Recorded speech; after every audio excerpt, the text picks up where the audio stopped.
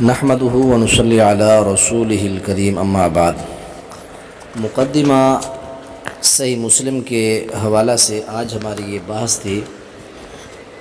چھٹی یا ساتویں ویڈیو، جس میں آج کا موضوع ہے کہ من گھڑت احادیث پھیلانے والوں سے احتیاط کریں۔ تو مقدمہ سے مسلم کے صفحہ 175 مکتبہ بشرا والی جو مسلم ہے اس کے صفحہ 75 کے اوپر یہ بات واضح ہے، باب النہی عن الروایت عن الضعفاء والاحتیاط فی تحملها، ضعیف راویوں سے یا اس طرح کے بد عقیدہ لوگوں سے روایات اور احادیث بیان کرنے سے محفوظ رہیں۔ تو اس میں سب سے پہلا قول حضرت ابو ہریرہ رضی اللہ تعالی عنہ نبی علیہ الصلوۃ والسلام سے بیان کرتے ہیں، تو آپ نے فرمایا سیکون فی آخری امتی اناس یحدثونکم ما لم تسمعوا انتم ولا آباؤکم فایاکم وایاہم، فرمایا کہ میری امت کے میں آخر میں ایسے لوگ جو ہوں گے جو تمہیں ایسی حدیثیں ایسی چیزیں بیان کریں گے نہ وہ تم نے سنی ہوں گی نہ تمہارے باپ دادوں نے یہ چیزیں سنی ہوں گی۔ تو فرمایا کہ اپنے آپ کو بچاؤ ان لوگوں سے اور ان کو اپنے آپ سے، یعنی وہ بھی تمہارے پاس نہ آئے اور تم بھی ان کے پاس نہ آؤ، تو ایسے جو ہیں لوگوں سے محفوظ رہو جو اپنی مرضی سے گھڑی ہوئی بھی چیزیں بیان کرتے ہیں۔ اس طرح آپ نے فرمایا قول نمبر یہ اسی باب کے اندر یہ دوسرا قول ہے، نبی علیہ الصلوۃ والسلام کا بلکہ فرمان ہے کہ یکون فی آخر الزمان دجالون کذابون یاتونکم من الاحادیث، آخری زمانے میں دجال کذاب قسم کے لوگ ہوں گے، تمہارے پاس ایسی حدیث بیان کریں گے ما لم تسمعوا انتم ولا آباؤکم، نہ وہ تم نے سنی ہوگی نہ تمہارے آباء و اجداد نے وہ چیزیں سنی ہوگی۔ تو اپنے آپ کو ان سے بچاؤ اور ان کو اپنے آپ سے، یعنی وہ بھی تمہارے پاس نہ آئے اور تم بھی ان کے پاس نہ جاؤ، ایسے لوگوں سے بچو۔ لا یضلونکم ولا یفتنونکم، وہ تمہیں گمراہ نہ کر دیں اور تمہیں فتنے میں نہ ڈال دیں، ایسے لوگوں سے ضرور بچو۔ اور اسی طرح آگے اور بھی بہت سارے اقوال لکھے ہیں۔ حضرت عبداللہ بن مسعود رضی اللہ تعالیٰ عنہ کا قول تیسرا لکھا ہے، ان الشیطان لیتمثل فی صورت الرجل فیاتی القوم فیحدثهم بالحدیث من الکذب، شیطان ایک انسان کی آدمی کی شکل صورت اختیار کرتا ہے، پھر وہ لوگوں کے پاس آتا ہے، ان کو ایسی جھوٹی حدیث بیان کرتا ہے۔ جھوٹی حدیث بیان کرنے کے بعد پھر کیا ہوتا ہے، فیتفرقون، لوگ بکھر جاتے ہیں، فیقول الرجل منہم، تو ان میں سے ایک آدمی کہتا ہے کہ سمعت رجلا اعرف وجہہ ولا ادری ما اسمہ، میں نے ایک آدمی سے جو حدیث سنی ہے، میں اس کا چہرہ تو جانتا ہوں لیکن اس کا نام نہیں جانتا، یحدث، وہ حدیثیں سنا رہا تھا۔ شیطان بھی بعض اوقات جھوٹی حدیثیں، جھوٹی چیزیں بیان کر جاتے ہیں امت کے اندر، تو جس کی وجہ سے بہت سے بدعات و خرافات پیدا ہوتے ہیں۔ اس لیے گزشتہ ویڈیو میں ہم نے اسی مقدمہ مسلم سے بات بیان کی تھی کہ الاسناد من الدین، سند دین ہے۔ اگر آپ لوگ اس طرح سنی باتیں لوگوں سے بیان کرنے لگ جائیں، وہ ہو سکتا ہے وہ باتیں شیاطین نے بیان کی ہوں۔ اب یہ حضرت عبداللہ بن مسعود کا قول ہے صحیح مسلم کے اندر کہ شیاطین شکلیں گھاڑ کے آتے ہیں، وہ شکلیں بنا کے آتے ہیں اور لوگوں کو احادیث بیان کرتے ہیں۔ لوگ کہتے ہیں پہ چہرے تو یاد ہیں لیکن ان کے نام اور ان کے جو ولدیت ہے، جو ان کا سلسلہ نسب، وہ یاد نہیں، اس سے بگاڑ ہوتا ہے۔ اس لیے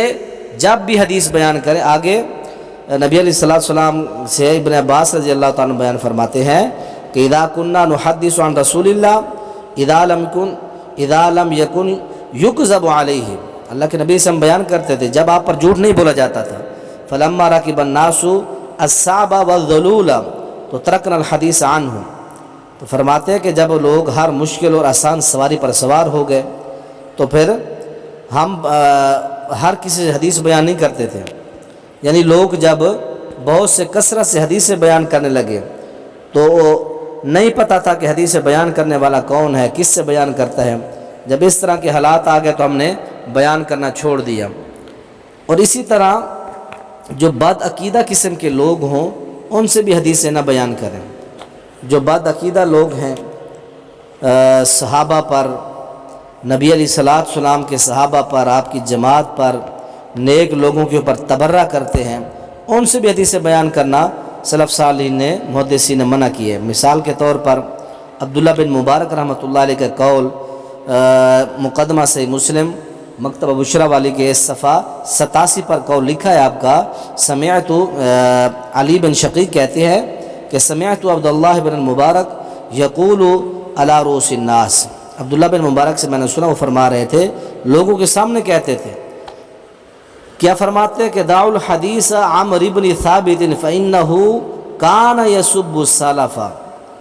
فرمایا کہ میں سب کے سامنے کہتا ہوں کہ عمرو بن ثابت کی حدیث چھوڑ دو، وہ سلف صالحین کو گالی دیتا تھا۔ یہ رافضی تھا، اس کا عقیدہ تھا کہ صرف 5 آدمی دین پر تھے، اس کے علاوہ صحابہ میں کوئی بندہ اسلام ایمان کے اوپر نہیں تھا۔ تو اس طرح کے جو زندیق قسم کے لوگ ہوتے ان سے بھی حدیثیں لینا چھوڑ دیں۔ تو اسی طرح عبداللہ بن مبارک رحمۃ اللہ علیہ کا قول صفحہ 113 کے اوپر بھی لکھا ہوا ہے عبداللہ بن محرر کے حوالہ سے، تو وہ فرماتے ہیں کہ مجھے عبداللہ بن محرر سے ملنے کی بڑی تمنا اور خواہش تھی کہ میں ان سے ملوں، لو خیرت بین ان ادخل الجنۃ و بین ان القا عبداللہ بن محرر، مجھے اگر اللہ تعالیٰ اختیار دے کہ محرر کو ملنے اور جنت میں داخل ہونے کا، تو میں پہلے محرر کو ملوں گا پھر جنت میں داخل ہو جاؤں گا۔ تو کہتے ہیں کہ جب میں اس کو ملا تو میں نے مینگنے کی قدر اس سے بھی زیادہ میرے نزدیک تھی، یعنی وہ مینگنی سے بھی گیا گزرا انسان تھا، تو میں نے اس سے حدیثیں لینے چھوڑ دیں۔ تو اسی طرح ایک اور قسم ہے واعظ جو لوگ ہیں، خطبہ، واعظین، ان لوگوں سے بھی محدثین نے حدیثیں لینے سے منع فرمایا ہے۔ اس حوالے سے آپ سے مسلم کے مقدمہ مکتبہ بشرا والی مسلم کا آپ صفحہ 103 اور قول نمبر 68 آپ پڑھ سکتے ہیں۔ اس میں ایوب تابی رحمۃ اللہ علیہ کا قول ہے، ان کے پاس ایک آدمی تھا جو ان سے حدیثیں وغیرہ سنتا تھا، ان کی مجلس میں بیٹھتا، تو فقادہ ایوب، تو امام ایوب تابی رحمۃ اللہ نے اس کو گم پایا، پوچھا وہ نہیں آ رہا آج کل کہاں ہے؟ تو بتایا گیا کہ لازمہ عمر بن عبید، اس نے عمر بن عبید کی مجلس کو اختیار کر لیا۔ تو ایک مرتبہ بازار میں پھر ایوب تابی رحمۃ اللہ علیہ اس آدمی کو ملے، فرمایا آپ ہمارے پاس کیوں نہیں آتے؟ تو اس آدمی نے کہا کہ ہم نے آج کل عمر بن عبید کی مجلس کو اختیار کر لیا ہے، اس لیے کہ وہ جو عمر بن عبید ہے وہ یجیئنا باشیاء غرائبہ، وہ ہمیں بڑی عجیب و غریب باتیں بیان کرتا ہے۔ تو امام ایوب تابی رحمۃ اللہ علیہ نے فرمایا کہ انما نفر نفرق من تلک الغرائب، تو ہم تو اس کے انہی عجائب و غرائب چیزوں سے بھاگتے اور دوڑتے ہیں، وہ عجیب چیزیں بیان کرتا ہے، من گھڑا چیزیں بیان کرتا ہے۔ اسی طرح امام ابو داؤد طیالسی کا قول صفحہ 106 اور قول نمبر 76 ہے، وہ فرماتے ہیں کہ میں اور عبدالرحمن مہدی یہ زیاد بن میمون کے پاس گئے، تو ہم نے ان سے کہا کہ بھائی ہم نے سنا ہے کہ آپ حضرت انس سے حدیثیں بیان کرتے ہیں، آپ کی تو ملاقات نہیں ہے حضرت انس صحابی رسول سے۔ اس نے کہا میں توبہ کرتا ہوں، یذنب فیتوب علیہ یتوب اللہ علیہ، ایک بندہ توبہ کرے کہ اللہ اس کی توبہ قبول نہیں کرتا، میں توبہ کرتا ہوں، میں آج کے بعد حضرت انس کی طرف غلط نسبت نہیں کروں گا، ٹھیک ہے۔ پھر حضرت ابو داؤد طیالسی فرماتے ہیں کہ فبالغنا بعد، اس کے بعد ہمیں بات یہ پہنچی کہ انہ یروی، وہ دوبارہ اس طرح شروع ہو گیا ہے، صحابی رسول پر جھوٹ بول کے باتیں بیان کرتا ہے۔ تو پھر اس کے بعد ہم اس کے پاس گئے تو اس نے کہا اتوب، میں پھر توبہ کرتا ہوں۔ ثم کان بعد یحدث، پھر اس کے بعد بھی وہ حدیثیں بیان کرتا اور ان کی نسبت حضرت انس کی طرف کرتا، جبکہ یہ جھوٹا بندہ ملا نہیں تھا۔ فترکنا، تو ہم نے اس پر اعتماد کرنا چھوڑ دیا، ہم نے اس کو چھوڑ دیا، ہم نے اس سے حدیثیں وغیرہ بیان نہیں کی۔ اس طرح ایک اور قسم ہے سند اور متن میں تبدیلی کرنا۔ صفحہ نمبر 107 اور قول نمبر 77 آپ پڑھ کے دیکھ سکتے ہیں۔ عبد القدوس شامی، اس نے سوید بن غفلہ کو سوید بن عقلہ پڑھا، اور اسی طرح الروح پر را پر ضمہ پڑھ دیا، جبکہ را پر درست اس نے فتح پڑھا، جبکہ درست اعراب اس کا ضمہ ہے۔ تو ایسے لوگوں سے بھی محدثین نے منع کیا حدیث بیان کرنے سے، کہ جو حدیث کے سند اور متن کے اندر تبدیلیاں کرتے ہیں اور واعظین قسم کے لوگ، اور تیسری قسم کے لوگ ہیں کہ جو من گھڑت احادیث پھیلاتے ہیں، ان لوگوں سے بھی احتیاط کریں۔ تو آج کی ویڈیو کے اندر یہ تین چیزیں ہیں کہ من گھڑت احادیث پھیلانے والوں سے بچیں، اور واعظ قسم کے جو لوگ ہیں، خطباء ہیں، جو عجیب و غریب باتیں بیان کرتے ہیں، ان لوگوں سے بھی آپ بچیں جو اس طرح کی چیزیں بیان کرتے ہیں۔ جلیل القدر تابعی عبدالرحمن عبداللہ بن حبیب السلمی رحمۃ اللہ علیہ کا قول بھی ایک لکھا ہوا ہے مقدمہ کے اندر، وہ بھی فرماتے ہیں کہ آپ لوگ قصاص سے، جو لا تجالس القصاص،